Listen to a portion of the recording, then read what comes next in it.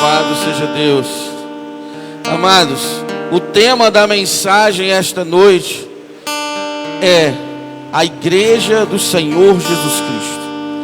A Igreja do Senhor Jesus. E o texto que nós vamos iniciar, introduzir este tema, está em Mateus, capítulo 16, a partir do versículo de número 13. Mateus 16, a partir do versículo 13. Tome a sua Bíblia em suas mãos, procure-a se você está distante dela, pegue lá um Novo Testamento, que está lá esse texto, Mateus, capítulo 16, verso de número 13. Louvado seja o nome do Senhor Jesus. E o tema que nós vamos tratar é a Eclésia, a Igreja do Senhor Jesus Cristo. Aleluia. Tome um caderno, uma caneta, passe os links para algumas pessoas em outros grupos de WhatsApp, em nome de Jesus. Amém? Vou dar aí alguns minutinhos para você achar, mas é bem fácil. Mateus, capítulo 16, verso 13. É o primeiro livro do Novo Testamento. Um dos 4 evangelhos, escrito por Mateus. Aleluia. Glória a Deus. Você está em casa, encontrou, dá um glória a Deus aí, em nome de Jesus.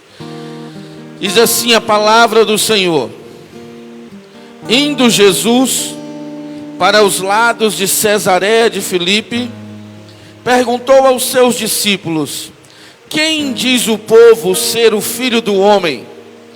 E eles responderam: uns dizem que tu és João Batista, outros dizem que tu és Elias, o profeta, outros Jeremias, ou algum dos outros profetas. Mas vós, continuou ele, quem dizeis que eu sou? Respondendo Simão Pedro disse: tu és o Cristo, o Filho do Deus vivo. Eu vou pedir para você repetir esse versículo, releia novamente aí na sua casa. Pedro responde, respondendo Simão Pedro disse: tu és o Cristo, o Filho do Deus vivo. Então Jesus lhe afirmou: bem-aventurado és, Simão Barjonas, porque não foi carne e sangue que te revelaram, mas o meu Pai que estás nos céus. Também eu te digo que tu és Pedro, e sobre esta pedra edificarei a minha igreja, e as portas do inferno não prevalecerão contra ela. Também eu te digo que tu és Pedro, e sobre esta pedra edificarei a minha igreja, e as portas do inferno não prevalecerão contra ela. Aleluia! Louvado seja o nome do Senhor Jesus.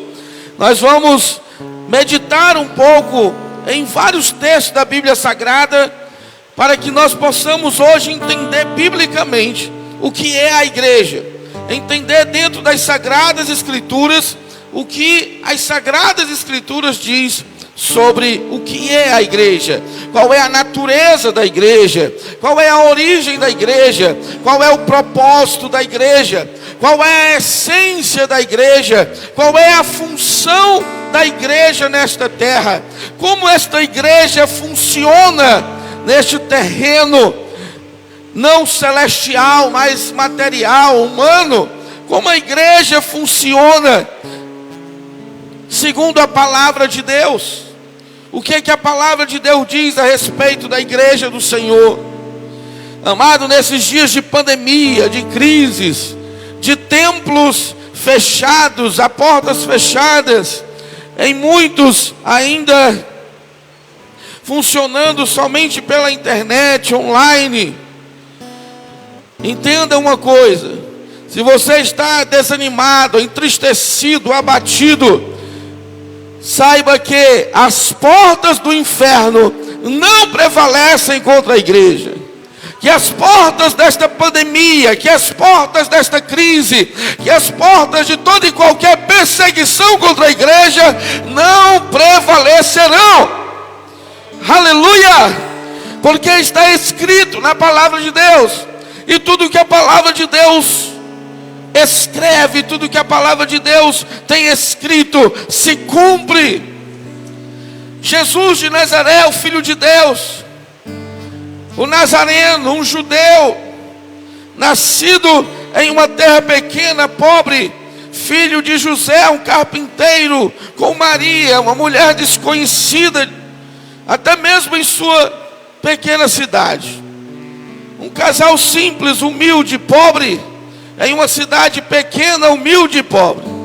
Jesus tinha tudo para ser só mais uma pessoa comum, que nunca seria conhecida na terra. Mas Jesus de comum nunca teve nada. Jesus não foi simplesmente mais alguém que nasceu e morreu. Mas Jesus de Nazaré, Ele é o Cristo, o Filho do Deus vivo. Aleluia! E Ele veio para estabelecer a igreja do Pai, para estabelecer a sua igreja. A origem da igreja está em Cristo Jesus. E a palavra do Senhor fala que Jesus, em uma de suas mensagens, Ele diz que o reino de Deus é como a semente de uma mostarda. Quando lançada à terra, ela cresce, se torna grande e gera muitos e muitos frutos. Assim é o reino do Senhor. Jesus, um homem simples, humilde, de 2000 anos atrás, traz uma palavra que hoje alcança todo o mundo, que hoje alcança o mundo inteiro, de países comunistas a muçulmanos, de países ocidentais a orientais, de países do norte ao sul, de tribos indígenas até grandes nações, de homens pobres e analfabetos até os grandes cientistas, de homens simples e pobres financeiramente até os grandes reis e presidentes. Jesus tem adentrado até mesmo desde as casas mais pobres, as palafitas, as casas mais simples, até os grandes palácios, porque Ele não era um homem comum, Ele foi e é o Filho do Deus vivo. Aleluia! Não era mais um homem, Ele é a maior personalidade da história da humanidade. Ele é aquele que dividiu a história ao meio. Ele é aquele que mudou a história da humanidade. A partir dele, toda a humanidade foi mudada, foi tocada, foi transformada. Tudo se fez novo. Aleluia! Este era o Cristo que Pedro, ali, por revelação do Espírito, ele fala. Por revelação, porque quando se olhava para Jesus, com os olhos carnais, com os olhos humanos, a única coisa que se via era um homem simples, sofrido, que trazia uma mensagem nova naquele tempo. Mas Pedro não falou pelo que via dos seus olhos carnais. Jesus diz que ele recebeu uma revelação do Pai, que está nos céus, de que ele não era só mais um profeta como Jeremias ou Elias, de que ele não era só mais um pregador como João Batista, mas ele era o Filho de Deus. Aleluia! E a partir dali seria estabelecido algo novo, algo nunca visto, uma nova comunidade, um novo povo. Um povo que não teria limites raciais, um povo que não teria limites geográficos, um povo que não teria acepção de cor ou de finanças, ou de classes. Um povo estabelecido nesta mensagem, nesta palavra, que Cristo é o Filho de Deus. Aleluia! A Bíblia Sagrada diz que Jesus olha para Pedro. No original, no grego, ele diz assim: tu és Pedro. Petrus é a palavra grega para o nome de Pedro, e quer dizer pequeno bloco rochoso. Tu és o fragmento de uma rocha. Tu és uma pequena pedra. Tu és um pequeno bloco. Tu és uma pedra de arremesso. Tu és o fragmento de uma rocha, uma pedrinha, Pedro. Tu és uma pedrinha. Era isso que queria dizer o nome de Pedro no grego. No português a gente não consegue visualizar isso, mas quando a gente se aprofunda e vai para o original, você vai perceber a diferença. Também eu te digo que tu és Pedro, que tu és uma pedrinha, uma pequena rocha. E sobre esta pedra, e aí agora você precisa entender o contexto do texto. Sobre o que Jesus está falando naquele texto, é muito claro. Jesus está falando sobre quem Ele é. É assim que começa o texto. Jesus pergunta: o que os homens dizem que eu sou? Quem eu sou? E aí os discípulos explicam o que os homens estão falando a respeito dele. Mas aí Jesus quer ouvir os discípulos, o que os discípulos estão pensando. Porque a visão que o mundo tem de Cristo é muito diferente da visão de um discípulo de Cristo. De alguém que está perto, de alguém que está andando com Ele, de alguém que está caminhando com Ele. É uma visão diferenciada. Portanto, se você quer conhecer Jesus de verdade, você precisa vir para perto dEle, caminhar com Ele, andar com Ele. Porque aí você vai ter uma visão diferente, uma visão revelada pelo Pai de quem é Jesus. Você vê claramente isso no texto. E os discípulos começam a falar, e Pedro fala. Pedro diz: tu és o Cristo, Jesus. Pedro não segue a visão mundana de que ele é mais um profeta, de que ele é mais um pregador. Não, mas ele diz: tu és o Cristo. O Cristo quer dizer, tu és o ungido de Deus, tu és o Messias, tu és o enviado do Pai, tu és o Filho do Deus vivo. Este é o contexto do texto, é sobre isso que eles estão falando. Então Jesus diz: tu és Petrus, uma pedrinha pequena. E sobre esta pedra, aí ele diz, no original grego está escrito Petra. E sobre esta Petra, que quer dizer rocha grande, e sobre esta grande rocha, eu edificarei a minha igreja, a minha eclésia, a minha noiva, o meu povo, sobre esta rocha. Que rocha? Será que a rocha é Pedro? É sobre Pedro que o texto está falando? Qualquer introdução básica de estudo de interpretação de texto vai levar você ao entendimento que o tema do texto não é Pedro.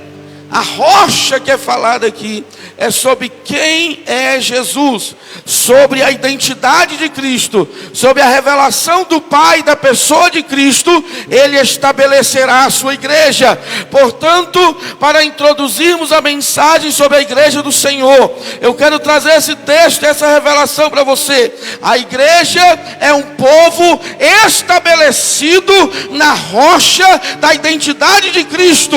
A igreja está estabelecida em quem Jesus de Nazaré é, na pessoa de Jesus, o Messias, o enviado, o Salvador, o libertador, o Filho de Deus, o Senhor sobre todas as coisas. A rocha da igreja não é Pedro, aquela pedrinha, aquele homem frágil que negou Jesus por ter medo. Não, a igreja não pode estar estabelecida sobre um homem que tem medo de quem ele serve, de quem ele anda. Não, a igreja não é estabelecida estabelecida sobre medo, a igreja é estabelecida sobre o Filho de Deus, sobre Jesus de Nazaré, a rocha eterna, aquele que enfrentou Pilatos, aquele que enfrentou Herodes, aquele que enfrentou a cruz, aquele que enfrentou as renúncias, que enfrentou o Satanás, as trevas. Jesus, aquele que não retrocede, que não tem medo, que ousou, que deu a própria vida dele,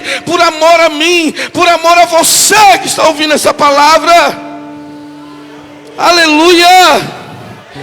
A igreja não foi estabelecida sobre o pastor, sobre o papa, sobre o padre, sobre homem algum. Foi estabelecida sobre Jesus de Nazaré. Ele é a pedra, ele é a rocha. A palavra que Jesus usa aqui é pedra, rocha, grande rocha. Sobre esta grande rocha, que é o tema da mensagem, a identidade de Cristo, a pessoa de Cristo, a igreja será estabelecida. E esta igreja que está estabelecida em Cristo Jesus não pode ser abalada.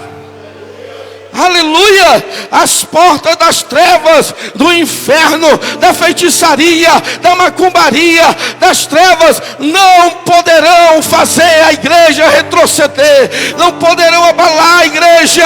As portas do comunismo, do islamismo, do pecado, da carnalidade, não poderão vencer a igreja. A igreja está estabelecida na rocha que é Jesus de Nazaré. Oh, glória a Deus! Oh, aleluia! Louvado seja o Senhor! Esta é a igreja de Cristo, a igreja que está nele, olhando para ele, que sabe quem ele é.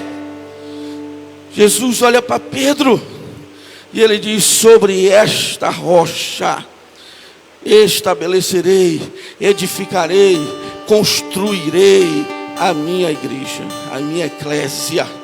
Aleluia! Oh, glória a Deus! Portanto, se você é a igreja de Cristo, a sua vida deve estar estabelecida em Cristo.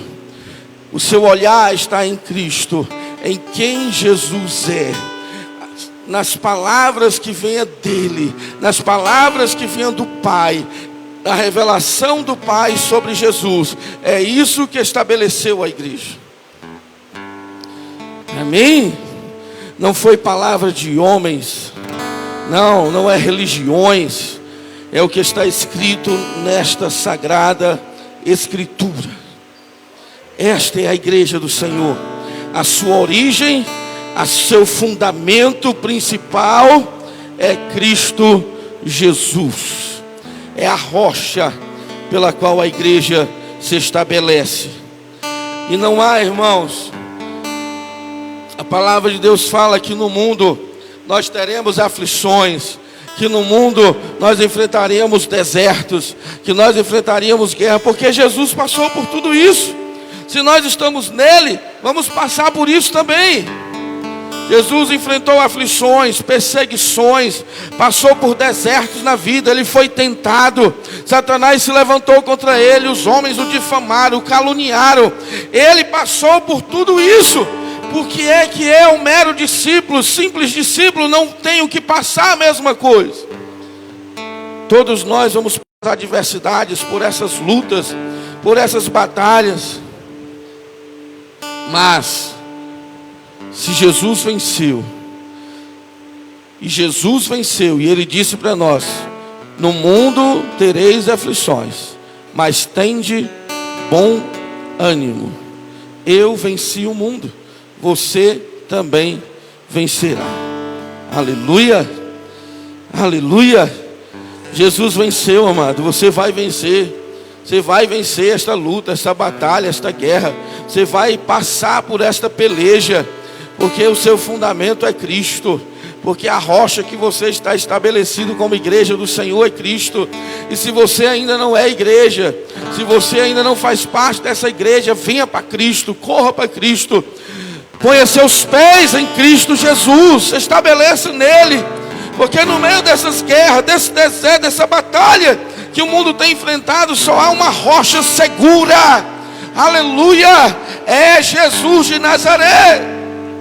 Oh glória! Não é Pedro, amados. Pedro foi alguém que se acovardou, que teve medo, que negou Jesus. Ele é mais um homem que se tornou um grande apóstolo, aleluia. Mas a nossa rocha não é Pedro, a nossa rocha é Jesus Cristo. A igreja está estabelecida sobre esta Petra, no grego, Petra, grande rocha, Jesus de Nazaré. Ele é esta grande rocha. Abra a palavra de Deus, por favor, no livro de Atos.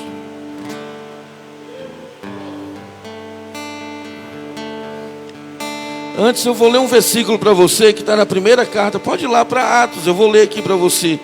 Antes, na primeira carta de Coríntios já está posto o qual é Jesus Cristo. Primeira carta aos Coríntios 3:11, está escrito lá: ninguém, irmãos, nem pastor, nem padre, nem papa, nem apóstolo, nem anjo, pode trazer outra informação que não seja esta. Ninguém pode pôr outro fundamento além do que já está posto, o qual é Jesus Cristo. Aleluia! O fundamento da igreja. Este é o apóstolo Paulo pregando à igreja de Corinto, e ele ensina a igreja qual é o fundamento dela. Ele diz: Jesus, Jesus, Jesus. Este é o fundamento. Louvado seja o Senhor. Atos capítulo 2, versículo de número 37. Atos capítulo 2, versículo de número 37. Eu quero ler para você. Diz assim a palavra do Senhor: ouvindo ele estas coisas, isto era uma multidão que havia na festa de Pentecostes, estavam reunidos ali em Jerusalém. Ouvindo ele essas coisas, compungiu-se-lhes o coração, e perguntaram a Pedro e aos demais apóstolos: que faremos, irmãos? Respondeu-lhes Pedro: arrependei-vos, e cada um de vós seja batizado em nome de Jesus Cristo, para a remissão dos vossos pecados, e recebereis o dom do Espírito Santo. A palavra de Deus fala que logo após Cristo morrer na cruz do Calvário e ressuscitar ao terceiro dia, ele passou 40 dias caminhando com os apóstolos, com os discípulos, e os ensinando e falando com eles, e tendo comunhão com eles. E aí ele ascende aos céus e diz para que os seus discípulos, em torno de 500 homens era quando ele ascendeu, 500. Dos 500 ficam 120 em oração. Como a festa ocorreu aproximadamente 50 dias depois da crucificação de Cristo, depois da ressurreição de Cristo. Então, os estudiosos dizem que aquele povo ficou 10 dias em oração. E o Espírito Santo veio sobre eles, quando eles estavam reunidos no mesmo lugar, e derramou um poder sobrenatural. Ali a igreja, fundamentada em Cristo, nasce, quando o Espírito de Deus se derrama sobre ela no Pentecostes. Ali é o nascimento da igreja. A igreja nasce no dia da festa de Pentecostes, na primeira após a ressurreição de Cristo Jesus. Fundamentada na pessoa de Cristo, nascida no dia de Pentecostes. Aquele povo vê toda aquela glória, aquele poder. Então aquele povo começa a perguntar aos apóstolos: o que é que nós devemos fazer para alcançar esta graça, para alcançar esta salvação, para alcançar esta vida eterna? E Pedro olha para eles e traz uma mensagem muito simples, amado. Não tem nada muito teológico, não tem nada muito cultural, não tem nada muito intelectual. É um pescador pregando, mas ele traz a mensagem mais poderosa e importante para as nossas vidas, que pode gerar em você uma novidade de vida, uma vida nova, que pode trazer você a fazer parte deste corpo chamado Igreja de Cristo. E ele diz: arrependei-vos, arrependei-vos, e cada um de vós seja batizado em nome de Jesus Cristo, para a remissão dos vossos pecados, e vós recebereis o dom do Espírito Santo. Aleluia! Pois para vós outros é a promessa, para vossos filhos e para todos os que ainda estão longe, isto é, para quantos o Senhor nosso Deus chamar. Com muitas outras palavras deu testemunho. Pedro continuou pregando e exortando eles, dizendo: salvai-vos desta geração perversa. Amados de Deus, nós estamos vivendo, esta mensagem ela é muito atual. Nós estamos vivendo uma geração perversa. Nós estamos em meio a uma geração corrupta, uma geração prostituta, uma geração que tem mais amor aos prazeres mundanos do que a pessoa de Jesus, do que a presença de Deus, que busca mais o que o mundo pode oferecer do que o que os céus espiritual, o prazer celestial que vem da pessoa de Cristo em nós. O mundo está perdido nos seus pecados, buscando suas embriaguez, suas drogas, suas prostitutas, seus adultérios, suas mentiras, seus enganos, suas idolatrias, suas mentiras, suas corrupções, perdido nesse amor terrível ao dinheiro e a sua própria carne, e a sua própria felicidade. Há homens e mulheres que são capazes de matar, diz que é para ser feliz. Idólatras de si mesmos. Pedro continua exortando aquelas pessoas, e ele diz: salvai-vos dessa geração perversa, saia dela. É isto que a palavra eclésia, que é a palavra grega para a igreja, quer dizer. Eclésia, chamados para fora. É o povo chamado do mundo, para fora deste mundo corrupto, sujo. É uma assembleia diferenciada de um povo que decidiu abandonar este mundo corrupto, este mundo sujo, este mundo imperfeito. Você está sendo chamado por Deus para abandonar toda essa sujeira, toda essa imundície, toda essa corrupção, e se voltar, se arrepender e se voltar para Jesus, e ser esta igreja do Senhor, que o inferno não pode vencer, que o inferno não pode abalar, que as trevas não podem ferir. Ele diz então: os que lhe aceitaram a palavra foram batizados. Não foram todos, amados, foram só os que aceitaram a palavra que chamava a arrependimento, a palavra que chamava ao batismo, que é mudança de vida, a palavra que exortava, a palavra que falava do amor de Deus. E a Bíblia diz que naquele dia foram quase 3.000 pessoas. 3.000 pessoas se voltaram ali para Jesus, ouvindo aquela palavra. E a Bíblia continua a descrever como era a vida dessas pessoas. Como era a vida dessas pessoas que agora aceitaram a Cristo como seu Senhor e seu Salvador. Diz que eles perseveravam na doutrina dos apóstolos. E o que era o fundamento da doutrina dos apóstolos, segundo Paulo aos Coríntios? Jesus. Aquele povo persevera na doutrina dos apóstolos. Há pessoas, irmãos, que por qualquer motivo abandonam as doutrinas de Cristo, abandonam a doutrina da palavra, abandonam o evangelho. Há pessoas, amados, que às vezes dentro dos templos, dentro da igreja, mas não vivem o ensino da palavra. A igreja é o povo que persevera na doutrina da palavra. É um povo que anda em comunhão. Perseveravam na doutrina e na comunhão.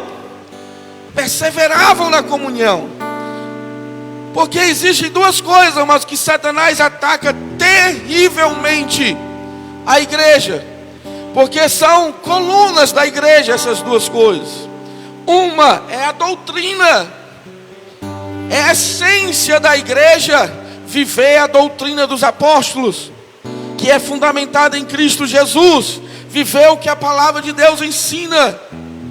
Outra coisa que é essencial à igreja é a comunhão.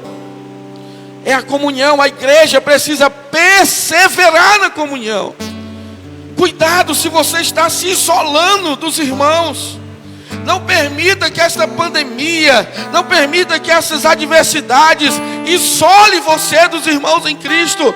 Persevere em comunhão, crie estratégias de comunhão, não se afaste da comunhão, porque tudo que Satanás quer é atacar a comunhão da igreja, porque a comunhão é essencial à igreja.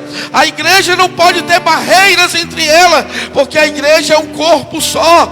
O corpo humano, ele é todo interligado. Ele é interligado pelo sistema circulatório. O sangue percorre todo o corpo. Ele é totalmente interligado. Assim é o corpo de Cristo. Deve estar interligado pelo sangue de Cristo, que quebra toda contenda, toda barreira, toda divisão, toda frieza no amor. O sangue do Senhor derramado na cruz, ele quebra todas essas muralhas da divisão, em o nome de Jesus. O corpo de Cristo, a igreja do Senhor, tem como essência a comunhão. E deve haver perseverança. Eu não devo desistir facilmente da comunhão. As nossas dificuldades de relacionamento não devem barrar nossa comunhão, mas devem nos trazer maturidade, crescimento, mudança, para que a gente possa manter a comunhão, mesmo com todas essas pessoas diferentes, mas temos algo em comum: Cristo como nosso fundamento. Somos o mesmo povo, temos o mesmo sangue, o sangue de Cristo derramado na cruz. Na sua casa, os seus irmãos, eu tenho 2 filhos em casa, 2 crianças. Às vezes eles brigam, e eles diziam muito: agora eu não sou mais teu irmão, porque isso é coisa de menino, né? Isso é coisa de menino, isso é coisa de criança. Mas amados, não somos mais crianças.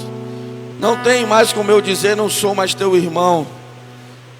Nós somos irmãos em Cristo, independente das barreiras, das dificuldades, independente de algumas diferenças que não sejam essenciais, independente se na sua igreja você bate palma no louvor, ou se você canta sentado, ou se você canta de pé.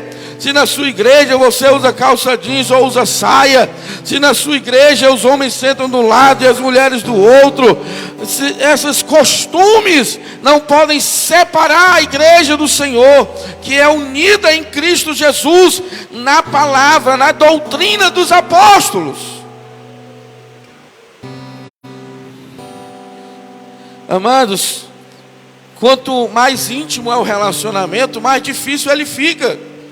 Porque quanto mais perto ficamos de alguém, mais conhecemos suas falhas, mais conhecemos seus erros, mais visualizamos seus momentos difíceis, seu temperamento muitas vezes.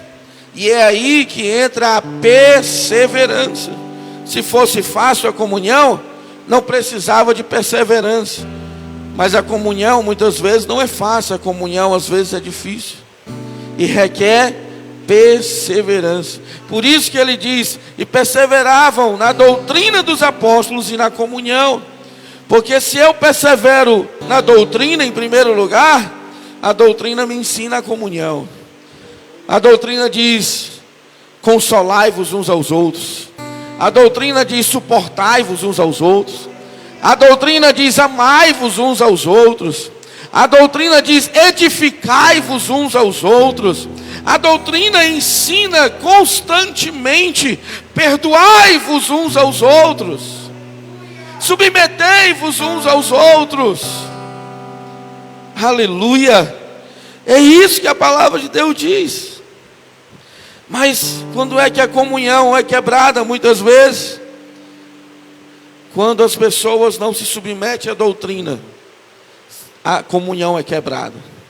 Quando eu não amo como a doutrina ensina, quando eu não perdoo como a doutrina ensina, quando eu não sirvo como a doutrina ensina, quando eu não me submeto como a doutrina ensina, quando eu não abraço a palavra de Deus, ela é muito clara. Ela diz: e eles perseveravam na doutrina e na comunhão.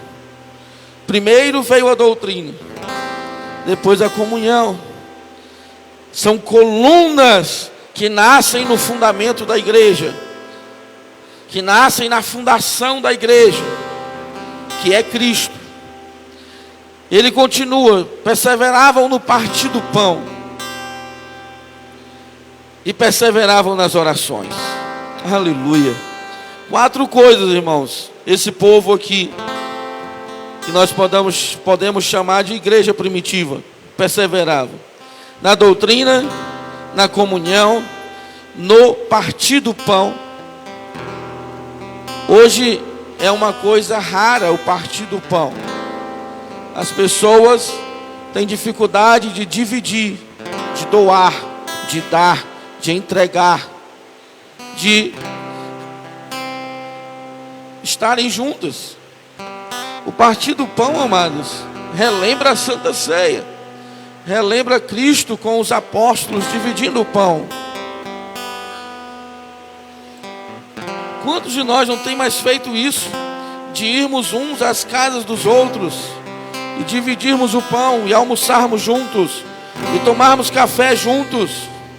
Amados, igreja é isto. Isto é essencial na igreja, isso é coluna da igreja. Mas em muitos lugares a igreja virou só uma simples reunião de domingo, onde as pessoas nem se conhecem, onde as pessoas nem sabem quem são umas as outras, onde as pessoas não sabem onde as outras moram, nem o que passam. E o que eu tenho visto a cada dia, irmãos, que isso é um grande problema para a igreja. Quando essas coisas, quando a igreja muitas vezes fica tão grande que ninguém sabe mais quem é ninguém. E aí você chega para aquela pessoa e diz: ei, irmão, está tudo bem? E é aquele eterno está tudo bem. Às vezes a pessoa está pensando até em cometer suicídio, mas ela diz: está tudo bem. E isso é um problema também. Mas as pessoas não se abrem muitas vezes. Um dos motivos é porque não se dispõe a se abrir mesmo. E a outra é porque não há confiança. Mas quando há partir do pão, quando há sentar à mesma mesa, quando se sentamos à mesma mesa, na mesma sala, na mesma cozinha, para comer o mesmo pão, ali começa a haver um relacionamento, a intimidade, e as pessoas começam a se abrir. E aí você diz: irmão, como é que você está? Você está precisando de algo? Provavelmente você vai até identificar algo ali nessa própria visita, em que você possa ajudar, em que você possa servir. Igreja, irmão, não é esse negócio de você ir para os cultos de domingo e domingo, não. Igreja é muito mais do que isso. Igreja é uma família. Quando um povo fica tão grande que não dá mais para ser família, há um problema nisso aí. A igreja, ela tem que ser família. Igreja é família. Eu quero ler um texto para você bíblico. Diz assim, em Efésios 2,19: assim já não sois estrangeiros e peregrinos. Amado, há pessoas na igreja que são como estrangeiros e peregrinos. Estrangeiro é um desconhecido, alguém que você não sabe onde mora, de onde vem, para onde vai. É o estrangeiro, você não fala a mesma língua, não há relacionamento, não há intimidade. Esse é o estrangeiro. Há muita gente nas igrejas assim, e isso não é igreja. A Bíblia fala, o apóstolo Paulo ensina ao povo de Éfeso: ó, vós não sois mais estrangeiros e peregrinos. Sabe o que é o peregrino?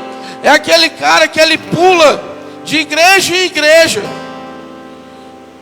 Já viu o peregrino?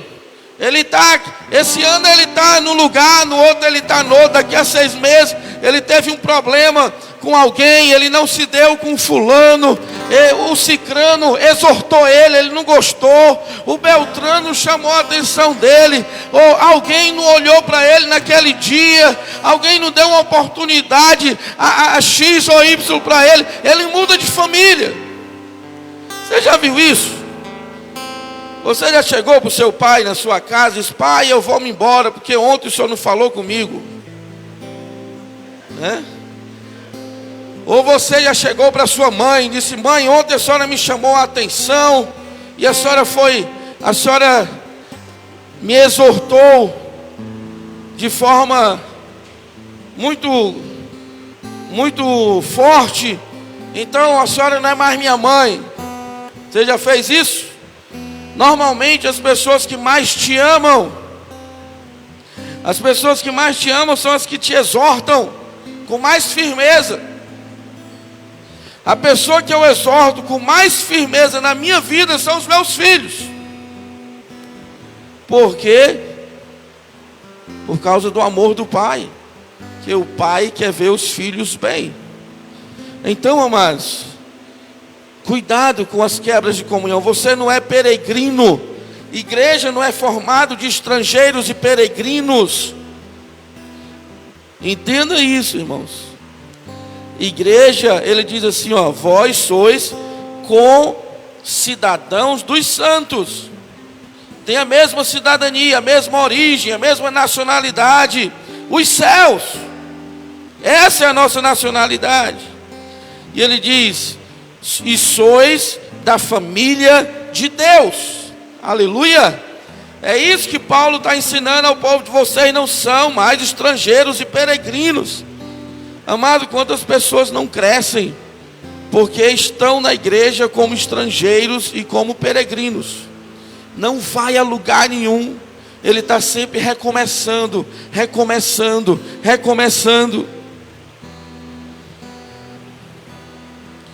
Somos a igreja de Cristo, amados. Somos uma família. Persevere nessa comunhão, nessa unidade, porque a igreja é lugar de relacionamento, de comer pão juntos, de comunhão. Persevera. Igreja é o povo que persevera em oração. Ele diz: em cada alma havia temor. Em cada alma havia temor.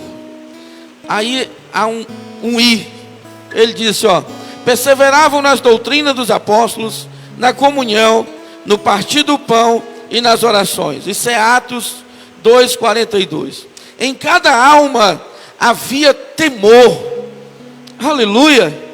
Amado, o que tem faltado hoje no coração de muita gente chama-se temor de Deus. As pessoas brincam com as coisas de Deus. As pessoas desonram as coisas de Deus. As pessoas não cuidam, não zelam pelas coisas do Senhor, pela palavra, pela doutrina, pela comunhão, pela oração. Não há zelo, não há temor quando se ouve a doutrina, quando se ouve a palavra. Pessoas que na hora da oração não adoram, na hora do louvor não louvam, na hora da palavra não estão atentos, não há temor. Não se submete à palavra de Deus, não há temor. O povo de Deus, a igreja do Senhor está aqui, descrito. E ele disse: e muitos prodígios e sinais eram feitos por intermédio dos apóstolos. Aleluia. É no meio desta igreja que persevera na doutrina, na comunhão, no pão e na oração, em que há temor de Deus no coração, que os milagres e os prodígios se manifestam. E ele diz: todos os que creram estavam juntos e tinham tudo em comum. tinham tudo em comum, andavam juntos, irmãos. Essa igreja aqui, as pessoas, irmão, morriam umas pelas outras. Nessa igreja aqui, as pessoas davam-se umas pelas outras. Que eles vendiam suas propriedades e distribuíam seus bens, o produto entre todos à medida que alguém tinha necessidade. Eles ajudavam aqueles que tinham necessidade. Amém?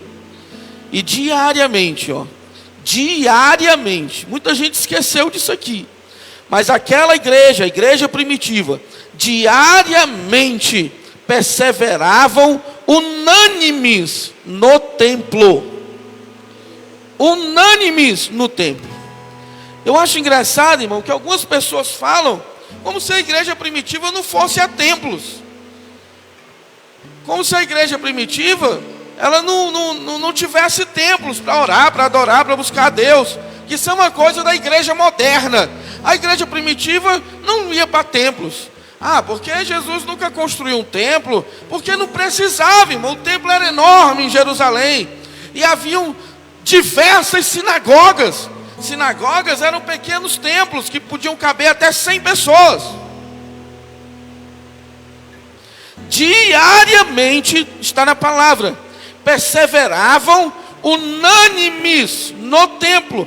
Todos os dias aquele povo ia para o templo para orar, para ter comunhão, para partir. E diz assim: e partiam o pão de casa em casa. Irmãos, isso tem que voltar ao seio da igreja. A igreja precisa voltar-se a isso, porque isso aqui praticamente morreu. As pessoas não vão mais às casas uns dos outros para a comunhão, para o partir do pão. Você fala isso na igreja, mas as pessoas não seguem isso, não andam nisso. Partiam o pão de casa em casa e tomavam suas refeições com alegria e singeleza de coração. Eles estavam alegres, irmãos. Eles se alegravam juntos, de casa em casa. Eles se alegravam com suas refeições. E havia singeleza de coração, simplicidade, pureza. Isso tem que voltar na igreja. As pessoas precisam voltar umas às outras, a ir à casa do irmão tomar café, a ir à casa do irmão para almoçar juntos. Sabe, irmãos? Isso tem que acontecer, porque está na palavra, isso faz parte, isso é igreja. Igreja é família.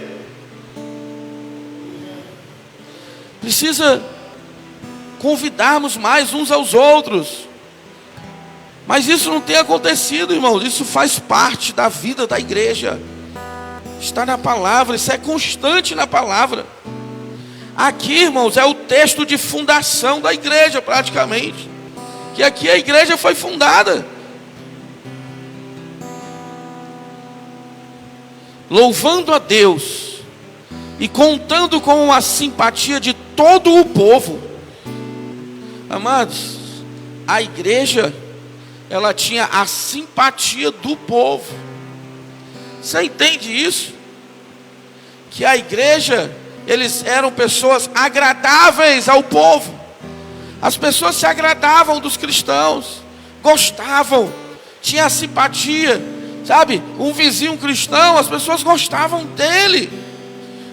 Então o cristão, ele tem que ter a simpatia da sua vizinhança, das pessoas ao seu redor. Ele tem que ser uma pessoa agradável aos outros. Não pode ser aquela pessoa fechada, que põe a Bíblia debaixo do braço, baixa a cabeça e não fala com ninguém. Mas tem que ser aquele, irmão, que leva um bolo na casa do vizinho. Sabe, tem que ser aquele que quando o vizinho precisa de uma ajuda, você vai lá. Você empresta talvez a sua água, ou a sua luz, ou você leva no hospital. Você serve as pessoas ao seu redor. A igreja, ela precisa ser relevante. Ela é relevante assim. Quando nós, onde nós estivermos, formos igreja do Senhor. Então, muitas vezes aquele cristão que é uma pessoa, se diz cristão, mas é aquela pessoa desagradável, que ninguém gosta. que as pessoas no mundo, o outro cristão suporta em amor por causa da doutrina, né? Mas o mundano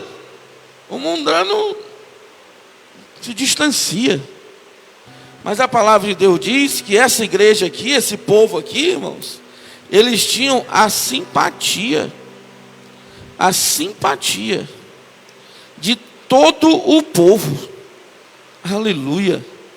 Enquanto isso acontecia, acrescentava-lhes o Senhor dia a dia os que iam sendo salvos. Você quer uma igreja saudável? É a igreja andar sobre esses princípios. Você quer trazer saúde à igreja?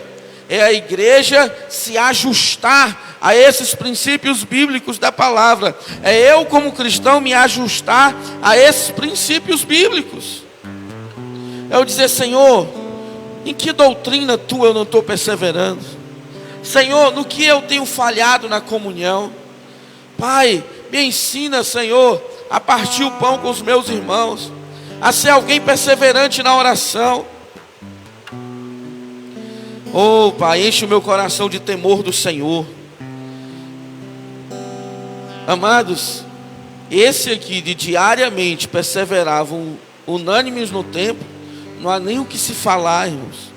Você faz 2 cultos na semana quando você pode, e raramente você tem alguém nos 2. A maioria das vezes as pessoas faltam. A geração de 20 anos atrás de cristãos, quando alguém faltava um culto de domingo, você no outro dia ligava para ele, porque provavelmente estava doente. Se você não soubesse que ele trabalhava naquele dia, ele é médico, ele é policial, ele é da área de saúde. Fora isso, a pessoa dizia: rapaz, deve estar doente, porque faltar um culto de domingo era um negócio muito raro na vida cristã de 20 anos atrás. Muito raro.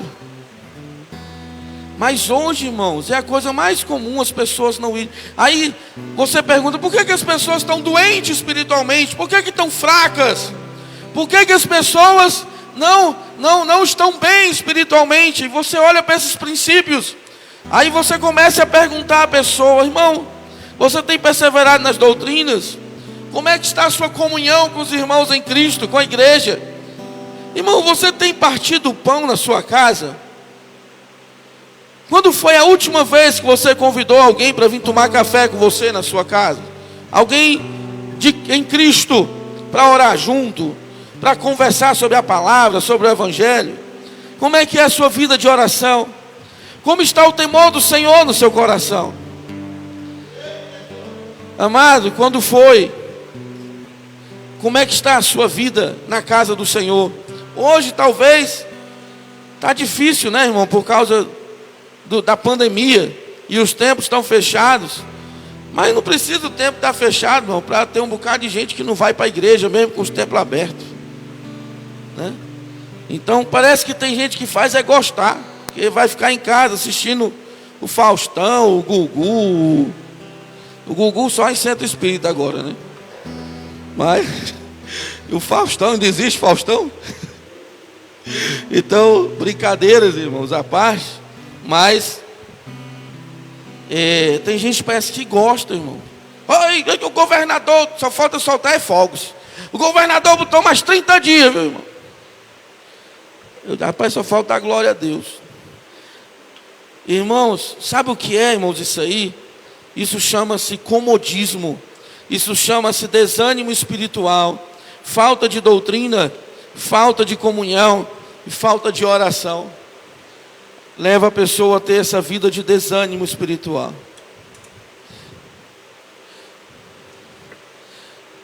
Que nesta noite, em nome de Jesus, você possa trazer esta palavra para o seu coração e dizer para o Senhor em oração: Deus, eu quero ser a tua igreja, conforme a tua palavra, em nome de Jesus. Amém? Você aí na sua casa, em nome de Jesus Cristo, vamos levantar um clamor ao Senhor em oração, para a glória de Deus. Vamos orar ao Pai, em nome de Jesus de Nazaré. Eu tenho 3 minutos aqui, ainda no horário. Amados, em nome de Jesus, que você possa ler esse texto da palavra, irmão, e voltar-se para a palavra, e viver a palavra. Satanás fará tudo para que você não persevere na doutrina, para que você não se arrependa dos seus pecados e se torne igreja do Senhor, corpo de Cristo. Fará tudo para que você seja alguém que não tenha simpatia, para que o evangelho não chegue com facilidade no coração das pessoas. Quantas vezes você vai falar de Jesus para alguém e aquela pessoa, ela não ouve a palavra, porque ela tem um vizinho que não dá testemunho cristão, que não dá testemunho de vida, que está na igreja há 10 anos, mas não dá nem bom dia para ela. Oh, Espírito Santo de Deus, traz a igreja para a essência, Senhor. Oh, Espírito Santo de Deus, levanta a igreja, Pai, desperta teu povo para andar e viver na tua palavra. Desperta o teu povo para andar e caminhar na tua palavra. Desperta o teu povo, Senhor, para perseverar na doutrina, Senhor, na doutrina dos apóstolos, para perseverar na comunhão, para perseverar no partir do pão, Senhor. Nos dá um coração doador, nos dá um coração cheio do teu amor, Senhor, para aprendermos a amar as pessoas ao nosso lado, amar o nosso próximo, como diz a tua palavra, Pai. Oh, Espírito Santo de Deus,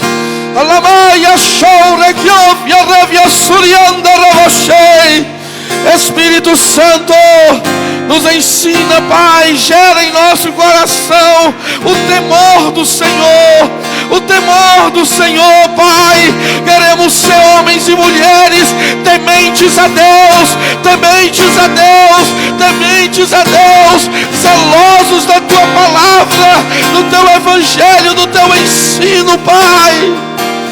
Oh, Senhor da glória, Anamaia chore que andaravia soria namacheria lavaie. Oh, Espírito Santo, nós oramos, ó Pai, pelas famílias nesta hora, por cada casal, por cada família, por cada casamento. Nós repreendemos todo ataque maligno aos casais, repreendemos todo espírito de adultério, de divisão no lar, em nome de Jesus. Deus, derrama o teu amor nos lares, nas famílias, que haja perdão, que haja amor, que haja cuidado um para com o outro, Senhor, em nome de Jesus. Guarda as crianças, Senhor, guarda o coração das crianças, Deus.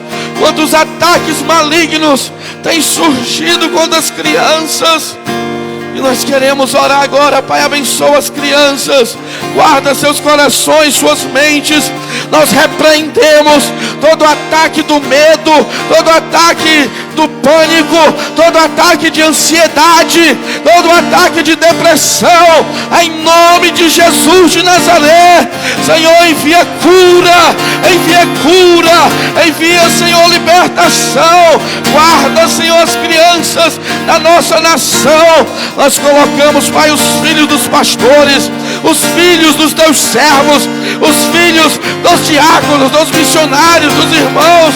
Cobre com o teu sangue, ó Deus, em nome de Jesus. Cuida dessas crianças, Pai.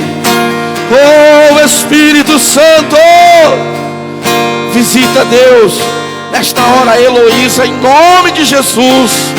Sobre ela seja a tua unção, seja, Senhor, o poder do teu Espírito Santo. Eu dou uma ordem agora, que toda obra maligna de bruxaria, de feitiçaria, feita contra aquela criança, seja destronada em nome de Jesus. Toda obra da magia negra, feita contra as crianças do nosso país, feita contra as crianças do nosso estado, da nossa cidade, seja desfeita em nome de Jesus. Oh, Senhor, cobre com o teu sangue as crianças deste país, ó Deus, que elas cresçam e se tornem homens e mulheres tementes a Deus, homens e mulheres cheios do teu Espírito. Pai, visita os hospitais dessa cidade, que haja cura, que haja cura, que haja cura no JF, no Leonardo da Vinci, no Antônio Prudente, em cada hospital dessa cidade, haja cura, em nome de Jesus. Nós repreendemos toda a enfermidade enfermidade maligna, todo espírito de morte, todo desânimo, toda desistência.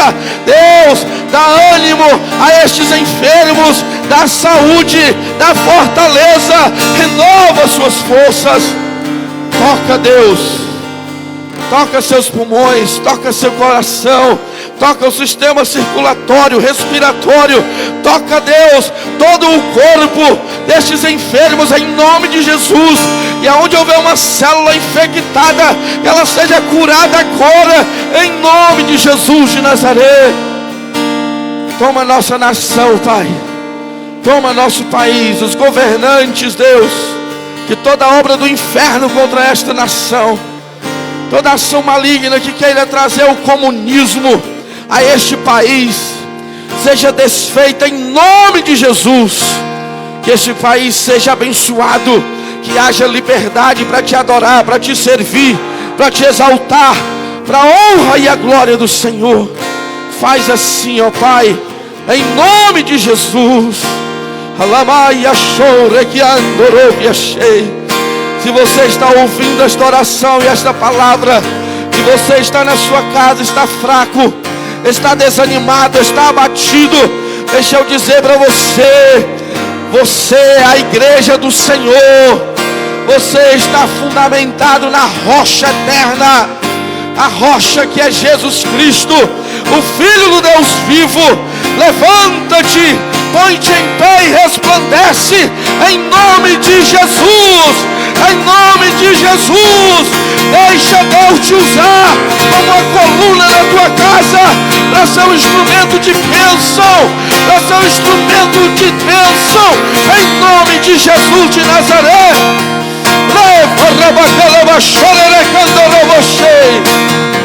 Aleluia, receba ânimo. Anaya Koyanaya Shanakevia Suryandei. Oh, aleluia, aleluia. Persevere em oração, em nome de Jesus. Que o amor de Deus Pai, a graça de nosso Senhor Jesus Cristo e as doces consolações do Espírito Santo de Deus seja sobre sua vida, sua família e sobre toda a igreja do Senhor Jesus. Quem crê, diga amém. Aleluia, glória a Deus. Se você, só um minutinho, por favor, procure lá o nosso canal no YouTube, PR Emanuel Feitosa. Tem várias palavras, várias ministrações lá. Se inscreva no canal, peça para os amigos se inscreverem, em nome de Jesus. Compartilhe esta palavra com outras pessoas. Você pode se inscrever no nosso Facebook, MPC Álvaro N, tá bom? A nossa igreja, que fica aqui na rua João Ribeiro 341A, Álvaro N, Fortaleza, Ceará. Deus abençoe você e sua família, em nome de Jesus. Amém.